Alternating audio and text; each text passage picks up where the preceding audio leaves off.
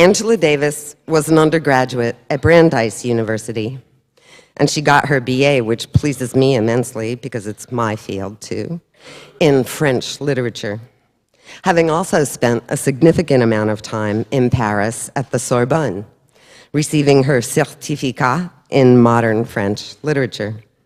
She then spent some time at the Goethe Institute in Frankfurt and eventually became a graduate student in philosophy at UC San Diego and Humboldt University in Berlin.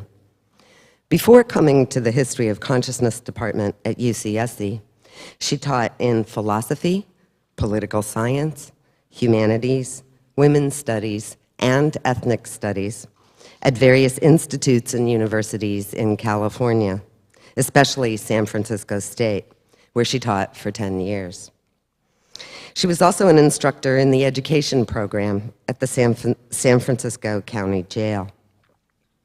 In 1984, she was a lecturer in history of consciousness, and then in 1991, she made her institutional home here as a professor in the history of consciousness department, for which we are all, I know, incredibly grateful and honored. Angela has, in her lifetime, received numerous honors and awards, from honorary citizenship in the city of Austin, Texas, which I love. It's on your CV. To the Human Rights Award from the Society for the Protection of Civil Rights and Human Dignity in Berlin, Germany. And in a more academic vein, delivering the Wellick Lectures at UC Irvine in 2003. She's the author of more books than I can count, with her 1988 Women, Culture, and Politics being reprinted in many countries, second only in translation and distribution to Women, Race, and Class, 1982, and Angela Davis, An Autobiography, 1974. Most recently, she's the author of Are Prisons Obsolete, in 2003, and Abolition Democracy, Beyond Empire, Prisons, and Torture, 2005, after having also devoted a period of time to the study of female blues singers in her book, Blues Legacies and Black Feminism, Gertrude Ma Rainey, Bessie Smith, and Billie Holiday, 1988. Two books are forthcoming or have appeared. I wasn't quite sure if they were out yet. Punishment and Democracy, Essays on the Prison Industrial Complex, and Prisons and History. She's co-edited several collections and authored many articles and essays. Professor Davis is also the subject of countless biographies and has been interviewed on paper, on the radio, in film, and on television. And yet, Angela Davis is also a teacher of undergraduate and graduate students, a colleague, an excellent administrator in more than one department here, a friend with a fantastic sense of humor and an even more fantastic sense of outrage, not to mention a fashion example of long standing. From the photograph in the 60s that sent a generation off to emulate that amazing fro, to the dreadlock days, to daily life in the 2000s, where her sartorial splendor continues to set trends. Amazingly human and amazingly historical, both at once and in so many different ways. Please join me in welcoming Professor Angela Davis. I am going to offer some ideas about the relationship between the institution we call the prison and democracy. I'm a little taller than Carla. Let me get this together. And I wanted to begin by saying that recently I was going through some old family documents and I came upon a term paper that was written by my younger brother during his first year of college. Probably around 1970, 69, 70, 71. And his paper not only tried to make a case for the abolition of prisons, relying largely on the available literature then by convicts and ex-convicts, but it also argued that the process of, I think he said, revolutionary democratic transformation could not be accomplished without the participation and even leadership of prisoners. Now, initially I was very shocked when I saw this, but my initial surprise gave way to a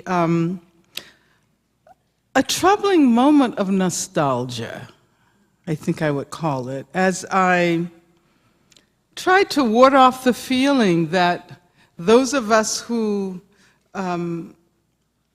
call ourselves abolitionists today are condemned like Sisyphus to endless rehearsals of all of the compelling reasons, many of which were proposed at the moment of the prison's first historical appearance as a technology of punishment, why prisons do not work. Repetitions, rehearsals about why prisons don't work, why they are anathema to democracy, and why they should be removed from the social arena. And so I want to ask the question, are we now simply repeating the arguments that achieved some measure of acceptance during the 1960s and 70s, but failed to stand up to law and order discourse that was associated with the Reagan-Bush era? Of course, some of you are old enough to remember, the vast majority of you are not, as I look around the room, that after the Attica Rebellion in 1971, prison abolition was widely acknowledged in scholarly circles, and legal circles, and popular circles, and not only in radical and young black communities, I would say. It was widely acknowledged as a legitimate topic of discussion. And so as I question why my younger brother's term paper seemed this strange artifact of a bygone era, I also thought about the way my own reaction recapitulates the assumption that prison abolition has no history and that it can only be envisioned either as a wild, unrealizable utopian fantasy or as an infinitely delayed future project. Prominent scholar Michael Tonry begins his preface to the 2004 tribute to Norval Morris, which is called The Future of Imprisonment, with this observation. Not so long ago, serious people thought the prison's days were numbered. The days of imprisonment as a method of mass treatment of lawbreakers, wrote Norval Morris's mentor Herman Mannheim in 1943, are largely over. And I'm continuing the quote from Tonry. In a 1965 Festschrift for Mannheim, Morris wrote that the prison's origins were makeshift, its operation is unsatisfactory, and its future lacks promise. And he confidently predicted that before the end of this century, the last century, of course, the prison, as Mannheim and Morris knew it, would become extinct. Now, Tonry seems to be in agreement with all of those critiques proposed 60 years ago by Mannheim and then 40 years ago by Morris, but he concludes that even though the prison is indisputably iatrogenic, that is to say its putative cure creates even more disorders, it still has a future, at least for the lifetimes of those of us who are now adults. He even goes so far as to suggest that just as imprisonment was proposed 2 centuries ago as a humane alternative to corporal punishment and capital punishment, it might now be conceived as a humane alternative to the possible use of psychotropic drugs to control the impulses of potential lawbreakers who might be introduced in a zombie-like state back into the free world. So his argument is that these psychotropic drugs, would violate the autonomy of human beings even more than imprisonment. Now, Tanri doesn't exactly relegate abolitionism to the ultra-radical fringes of prison activism, but he seems reluctant to ask how the demise of the prison might be accelerated instead of assuming that the institution can only fall as a result of its own internal problems. So what he proposes are mandates for the proper functioning of the prison during the remainder of its life, during the remainder of our lives, at least those of us who are adult now. And in this sense, he reenacts this 200-year-old drama to which Michel Foucault turned our attention, of proposing the prison as the only solution to problems that have never managed to be solved. Indeed, they've been consistently exacerbated by the prison. Bigger and better prisons have always produced more crises, the solution for which are even better prisons, which in turn produce more crises. Now, the state of California's prison system, which as some of you may know, is under threat of federal receivership, right? Precisely because of such crises. And it is about to enter another period of major expansion if the governor has his way. And maybe I'll talk a little bit about Schwarzenegger, which is always a pleasure. Schwarzenegger very recently was faced with the possibility of instituting a decarceration process, particularly with respect to women. He was faced with the possibility of releasing a substantial number of women prisoners, but instead, what he chose to propose was what is referred to as a gender-responsive network of prisons for women. Schwarzenegger's contribution to the 200-year-old drama has been to accentuate the historical amnesia it furthers by, for example, adding the term rehabilitation to the name of the California Department of Corrections. So now, some of you may know, the Department of Corrections is called the California Department of Corrections and Rehabilitation. But of course, now we are back to the early days of the penitentiary, the institution designed to rehabilitate. In the United States, the project of instituting imprisonment as the dominant mode of punishment was historically linked to the post-revolutionary metamorphoses of government and society during the late 1700s and early 1800s. The rise of the penitentiary was viewed simultaneously as dramatic evidence of democratization,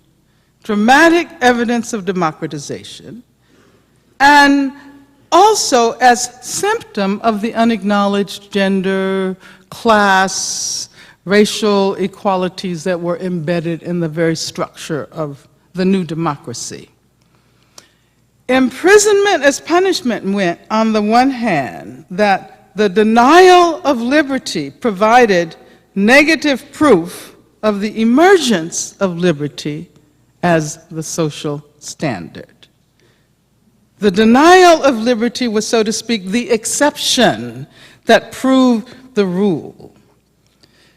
And on the other hand, there were those who argued and I'm quoting Adam Hirsch, that, quote, "Liberty was too precious a treasure to confiscate for minor or even major criminal infractions." Hirsch's study of the rapid spread of the penitentiary in post-revolutionary, what's happening? What's the purpose of this tablecloth anyway? Maybe I'll just take it off, okay? I just wanted to make sure there wasn't a big seal that it was concealing, you know? Something like the Department of Corrections and Rehabilitation, you know, okay.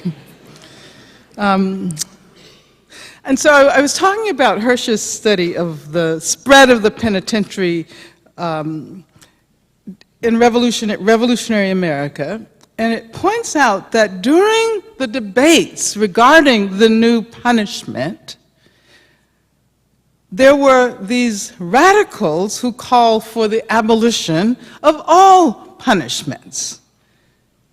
And had this viewpoint prevailed, he argues,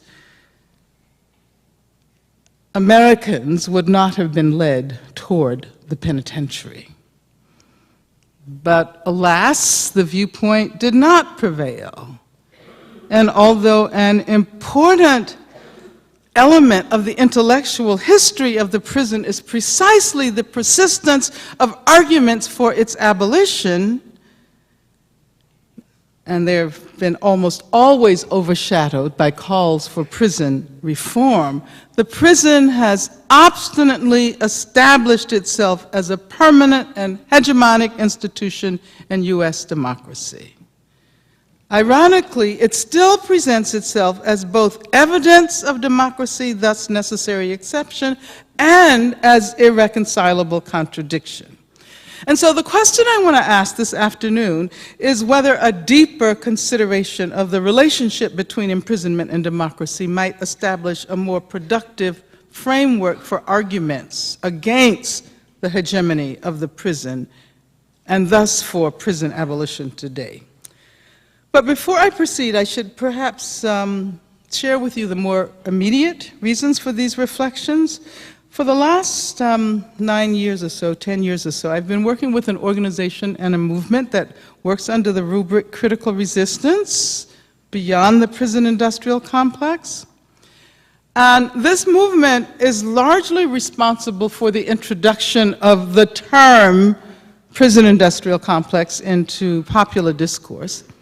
It has now, Critical Resistance has now embarked on a very explicit, intensified campaign to popularize, in a similar way to the way we popularize prison industrial complex, the concept of prison abolition. As a matter of fact, next September, the end of September, we will be holding a 10th anniversary conference marking the founding of Critical Resistance. And so I say this in order to make the point that to pose these kinds of questions that I'm formulating today, what is responsible for the phenomenal resilience of carceral punishment? Why has the institution of the prison managed to attach itself to the very idea of democracy, at least in its U.S. manifestation? To what extent is imprisonment a racialization process that insinuates racial and gender and sexual inequalities into the very heart of liberal democracy? To pose these questions is also to interrogate the prospects for a viable 21st century abolition campaign. In other words, what I'm saying is that it is not enough now, and it has never been enough, simply to propose evidence of the prison's failure and to hope that these indisputable facts will initiate the prison's decline. As naturalized as it may be, the prison will definitely not die a natural death. And I think people like Tanri are waiting for that to happen. Previous campaigns for the abolition of various modes of punishment, the prison included, have, at least in this country, largely relied on the assumption that certain kinds of punishments are morally and politically incompatible with liberal democratic ideas. And I'm referring very specifically to the ways in which the Eighth Amendment has been used. But despite this huge archive of cases relying on the Eighth Amendment to the Constitution, which prohibits cruel and unusual punishment, along with excessive bail and fines, the Supreme Court has never been persuaded to abolish the death penalty. And certainly, also not even the extreme forms of incarceration, such as the indefinite, solitary confinement, sensory deprivation, characteristic of the most recent inventions of or reinvention of the US prison. I'm referring to the supermaximum security prison. It has been frequently observed that few constitutional guarantees of individual liberty have so often been relied on to so little avail as has the Eighth Amendment. Cole and Diane, in a recent study of the Eighth Amendment called The Story of Cruel and Unusual, she argues that the bizarre juxtaposition of legal affirmations of cruel punishments alongside their prohibition, their very explicit prohibition in the Eighth Amendment, can be traced to the history of slavery and to the ideological efforts to justify racialized subjugation within a social order based on democracy. And I'm quoting from her book. If the methods of punishment used in the United States today, the death penalty, prolonged solitary confinement, extreme force and psychological torture, seem barbaric by our standards and by those of the rest of the so-called civilized world, this can be traced to the colonial history of the legal stigmatization and deprivation of a group considered less than human. The Supreme Court's most recent Eighth Amendment decisions, the ones underlying the torture memos, summon in new places and under new guises the genealogy of slavery and civil incapacitation. Now, Diane traces the history of the Eighth Amendment as she attempts to understand the current legal justifications for the treatment of prisoners of the U.S. global war on terror, which she links to legitimized practices within domestic prisons, which in turn are historically anchored in the practices of slavery.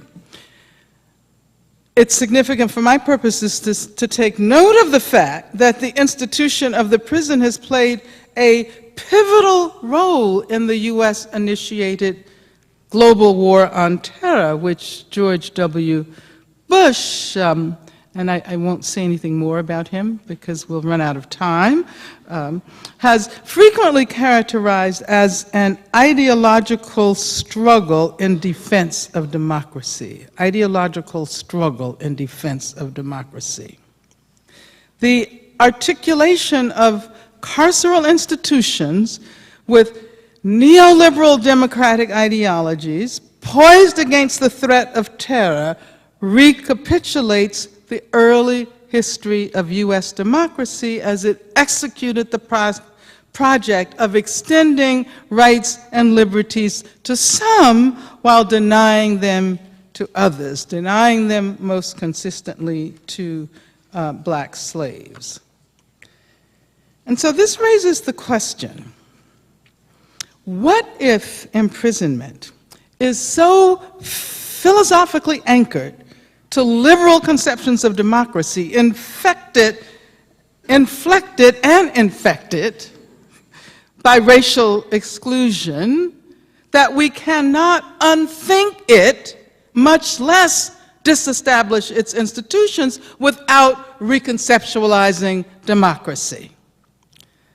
This, of course, requires us to pay serious attention to all of the complicated interdependencies of racism and capitalism that are responsible for what we might call the peculiar institutions of democracy in the US. Now, considerations of punishment and democracy are expected always to make an obligatory nod to Alexis de Tocqueville's research for his book, Democracy in America. I was waiting for somebody to say it, which was occasioned by a commission that he and his colleague Gustave de Beaumont received from the French government to study the new American penitentiary in light of its applicability to France. Now, those of you, how many of you read Democracy in America? Okay, a few, yeah. You know, because there's supposed to be this Tocqueville renaissance, Tocqueville revival, and I just wanted to conduct a brief survey here. But there are a lot of explanations regarding the silence, this new form of democratic punishment called the penitentiary, is the silence regarding the penitentiary and democracy in America. And, you know, some exclamations argue that, Tocqueville really wasn't interested in prisons, although he visited every major prison in the US. He interviewed almost all of the prisons that were being held in the new Eastern State Penitentiary, which was the new, the model institution. I think he interviewed all except 2 of the prisoners who were incarcerated there. About 10 years ago, when this Tocqueville revival started, C-SPAN organized a tour, a Tocqueville tour, a school bus tour.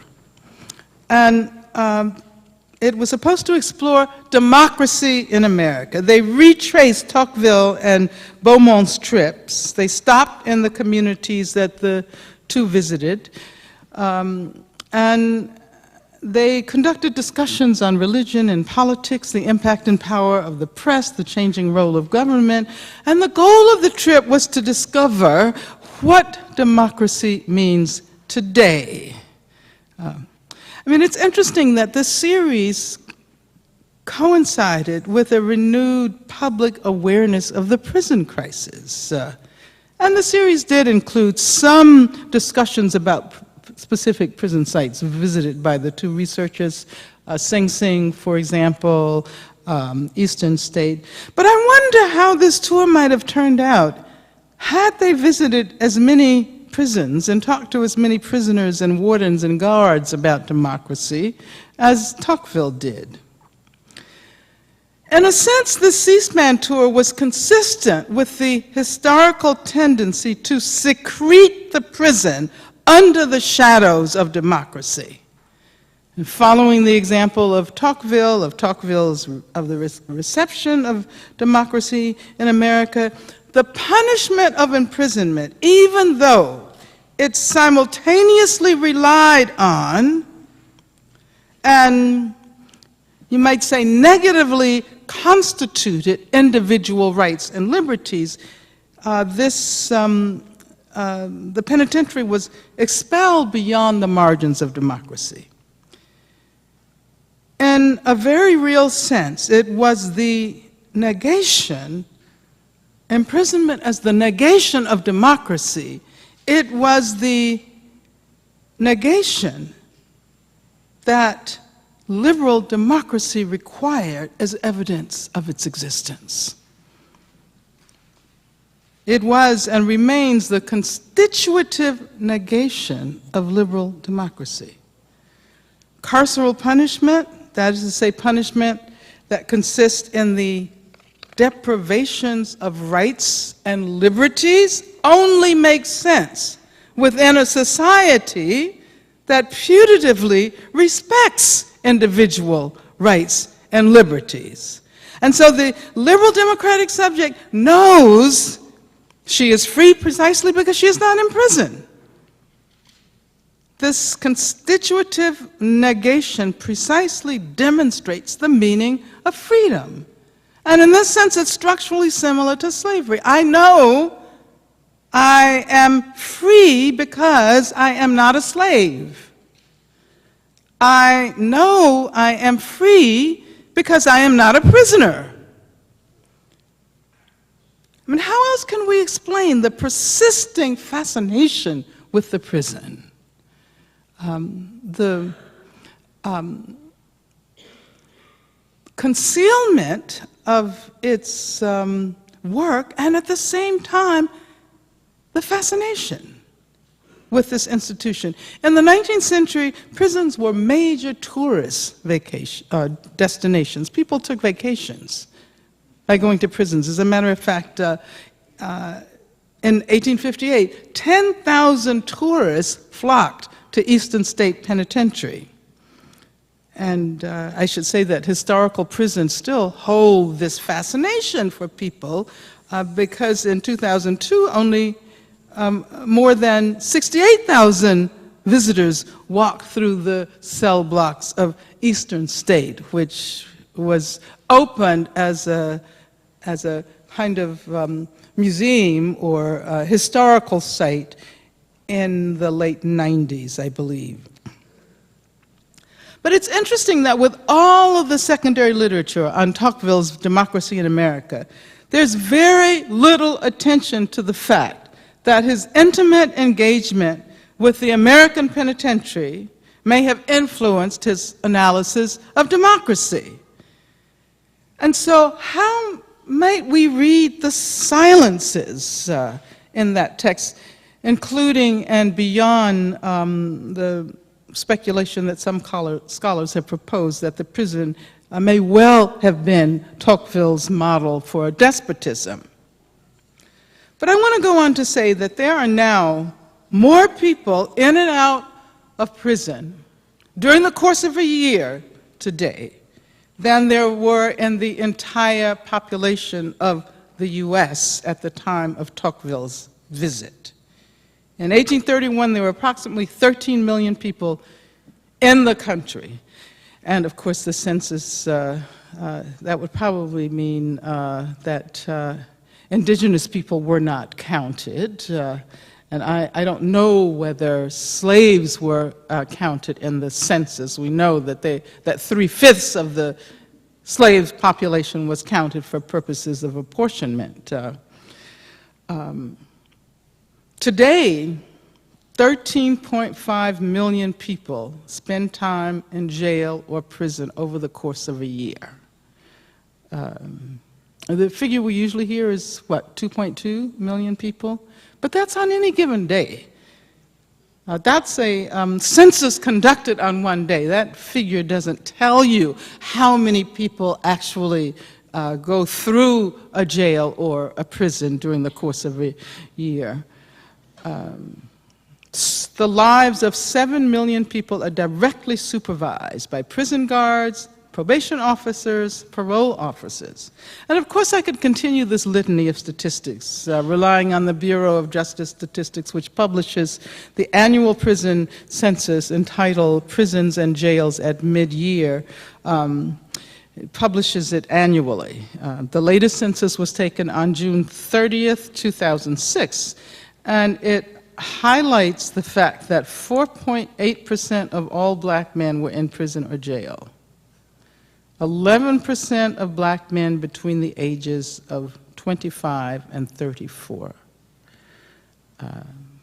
1.9% of Hispanic men, that's the term the census uses, and 0.7% of white men.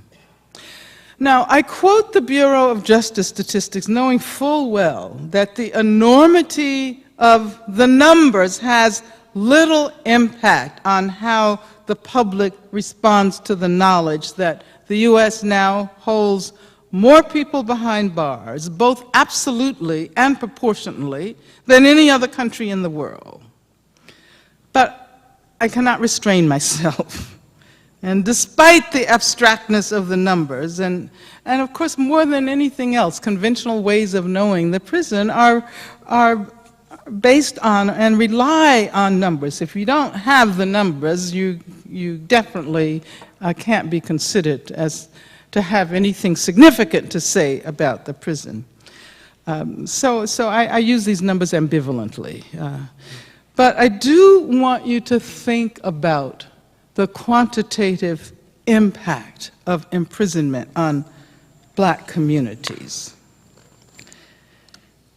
Now, I have referred to what you might call the clandestine ideological role the prison has played and continues to play in affirming individual rights and liberties in liberal democracy.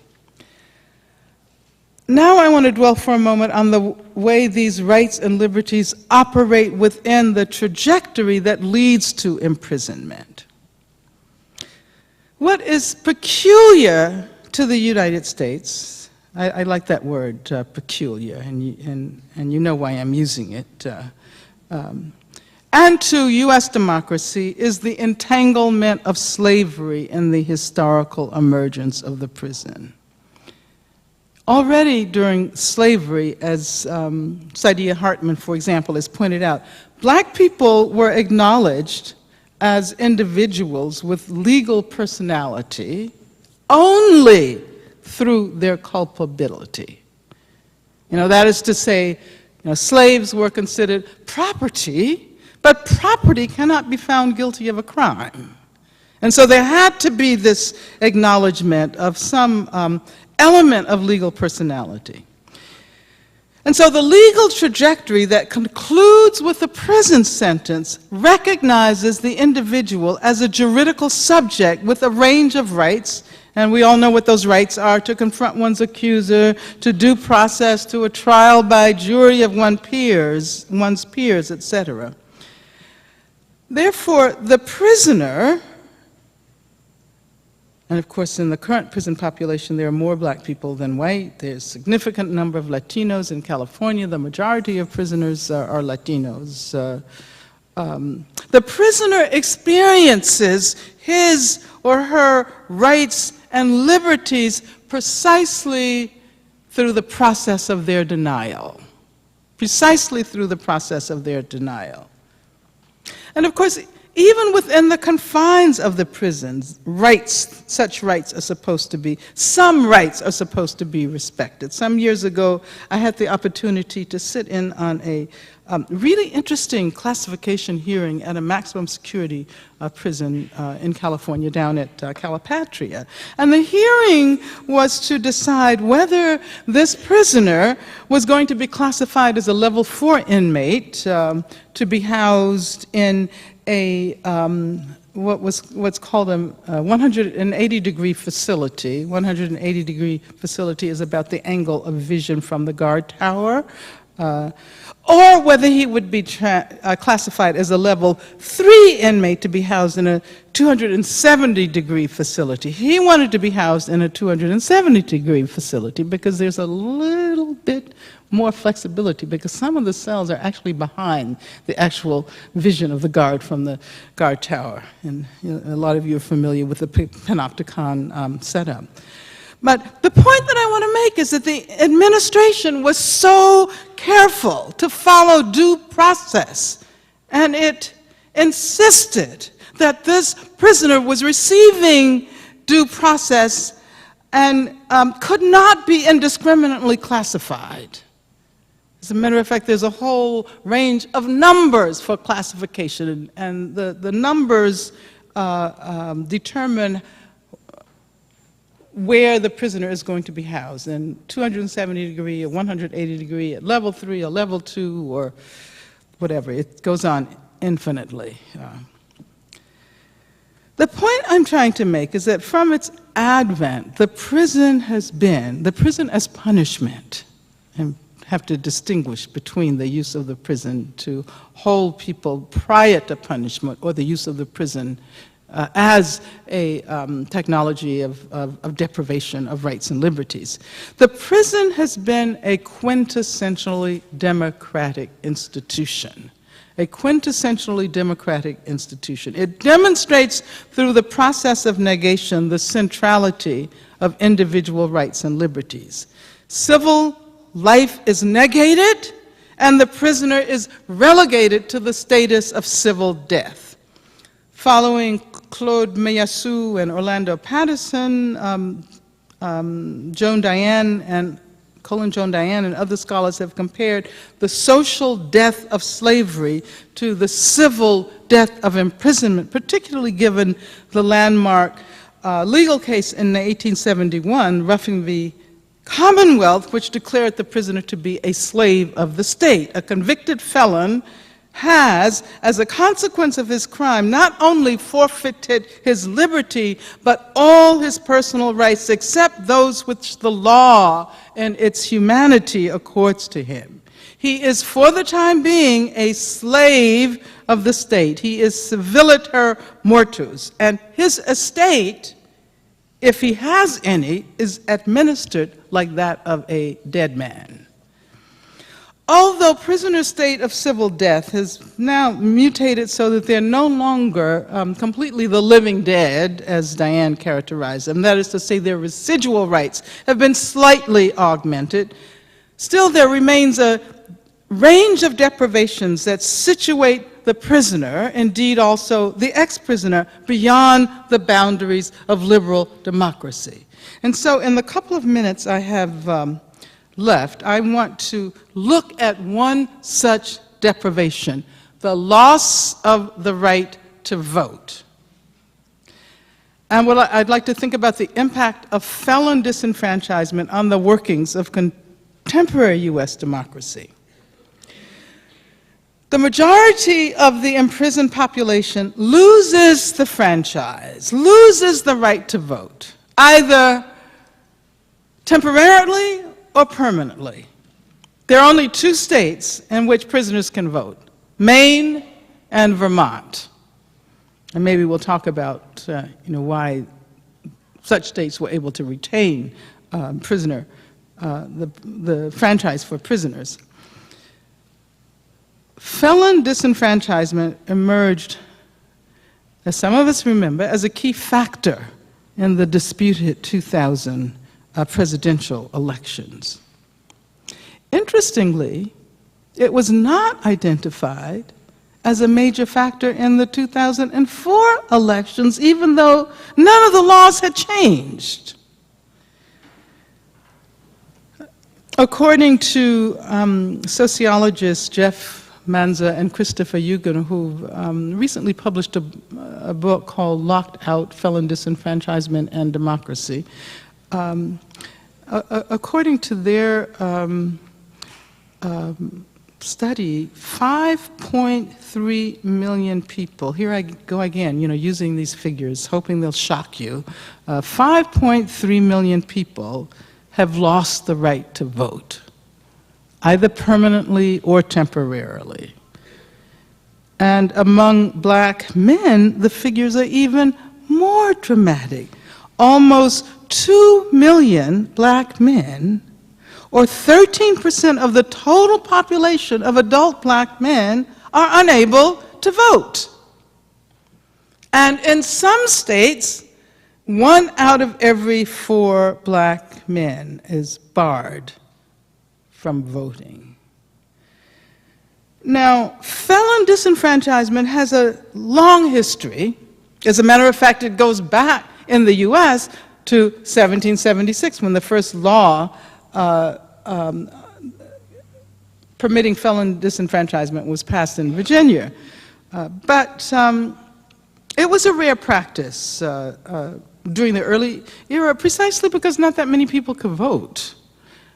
Something like 6% of the population voted. I mean, we forget that democracy, the democracy of the Founding Fathers, was a democracy for a tiny, tiny, tiny majority. Something like 6% of people in this country had the right to vote. And of course, they were all white, pretty much, propertied, male. But the point that I want to make is that the historical period that witnessed a significant expansion of felon disenfranchisement laws was the post-Civil War era. In other words, after the passages of the 14th and 15th Amendments. In fact, just as the 13th Amendment, which we know as having legally ended slavery, or at least that's what we think, the 13th Amendment contained its exception, right? Except convicts, except people who will have been duly convicted of a crime. The 14th Amendment also has its exception. 14th Amendment, of course, guaranteed people the equal protection, and its exception, which you'll find in Section 2, permitted states to withdraw the right to vote, suffrage rights, from those who were engaged in, and I'm quoting from Section 2, rebellion or other crimes. Now, according to Elizabeth Ho, the Southern Constitutional Conventions that took place during the period of the following the overthrow of radical Reconstruction, I'm using W.B. Du Bois's periodization here, they developed strategies of criminalization in order to divest former slaves and their descendants of the right to vote. And I don't have time to go into this, but many Southern states passed laws that linked crimes that were specifically associated with black people to disenfranchisement, while crimes associated with white people did not result in the withdrawal of the right to vote. And I'll just give you one example. In Mississippi, there was this ironic situation that if you were convicted of murder, you retained your right to vote. But if you were convicted of miscegenation, you lost your right to vote. And there were a whole range of what were called petty crimes that resulted in the withdrawal of the franchise, whereas the grand crimes, and they included then rape and murder, did not result in the withdrawal of the franchise.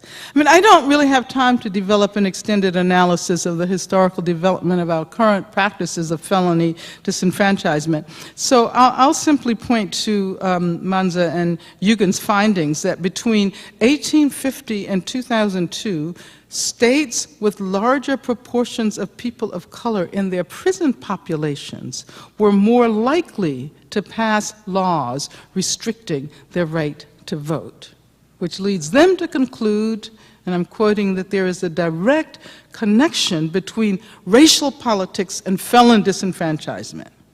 When we ask the question, they say, of how we got to the point where American practice can be so out of line with the rest of the world, the most plausible answer we can supply, they write, is that of race. Just as the U.S. has the largest incarcerated population, it is also the only industrialized democracy that systematically denies ex-prisoners the right to vote. And of course, in many countries, prisoners vote. In South Africa, even though South Africa has a large prison population, every prisoner has the right to vote. They're voting polls inside the prison, which sounds kind of weird to the ears of people who've lived in the U.S. long enough to accept the fact that prisoners deserve to be disenfranchised. But I want to conclude by reminding us all that it can confidently be argued that the Bush presidency was precisely enabled by the relegation of a large majority black population of free individuals to the status of civil death. Most of you know the story of the Florida elections, and you are aware of the fact that not only were former prisoners removed from the voting rolls, but also those who were suspected of being felons. And, you know, in some places, if you're black, it's already assumed that you have a criminal background. So what would the world look like today? What would be the prospects of democracy if ex-prisoners had been able to vote in the 2000 elections? As I reflect back on the meaning of my baby brother's college term paper, in which he predicted that democratic transformation would have to involve the participation of prisoners, it begins to shed its anachronistic aura. Congressman John Conyers has pointed out that the fact that 600,000 ex-felons were denied participation in the elections in the state of Florida alone may have literally changed the history of this nation. If former prisoners, indeed if existing prisoners, had been able to vote in the 2000 elections, this may not have led to revolutionary transformation, but it certainly would have been a victory for democracy. And in complicated ways that I can only gesture toward now, perhaps also for the prospects of prison abolition. Thank you.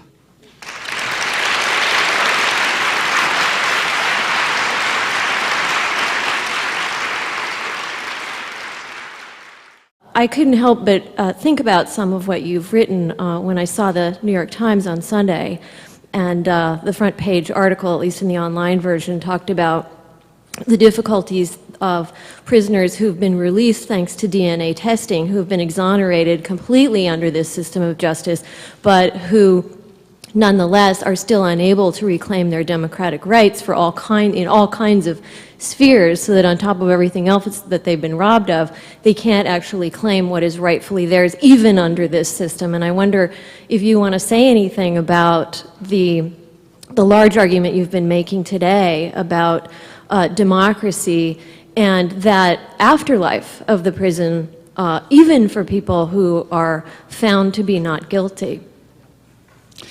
The former prisoners face what Mark Mauer and others call collateral consequences of imprisonment that often follow people for the rest of their lives. And then I think the New York Times article contained some charts that indicated how much less a person is likely to make if they've spent some time in prison, how difficult it is likely to be in comparison to people who have not been in prison to get a job.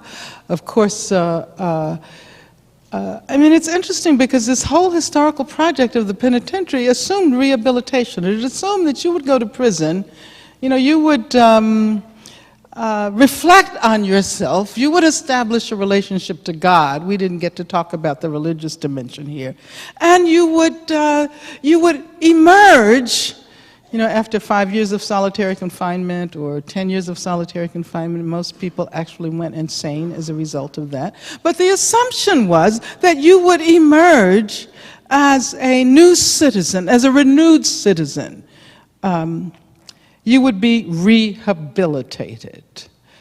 And the fact is that this putative rehabilitation, which was only an idea, has been supplanted in reality by civil death, which is, I talked about one aspect of civil death.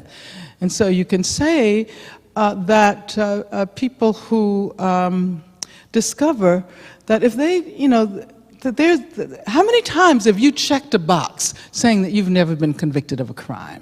How many times? I think you had to check that box when you applied to this institution, didn't you? So just try to imagine what it might mean for someone who has already, and they of course call, interestingly, significantly call it, paid their debt to society, and is faced with one barrier after another. No wonder the process they call recidivism. That's this weird term that criminologists have develop. But it's no wonder that there's what prisoners call a revolving door, because the denial of these, very necessary and basic rights and liberties are assumed. Like the person who asked me, why should criminals vote? Why should criminals have a job? But what is a criminal? And how many of you would be considered criminals if you had actually been caught for doing what you did? I think it's important that criminality is the product of a process, criminalization.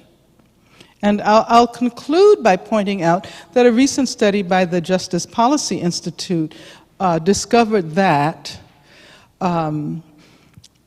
black youth were less likely to do drugs or sell drugs than white youth.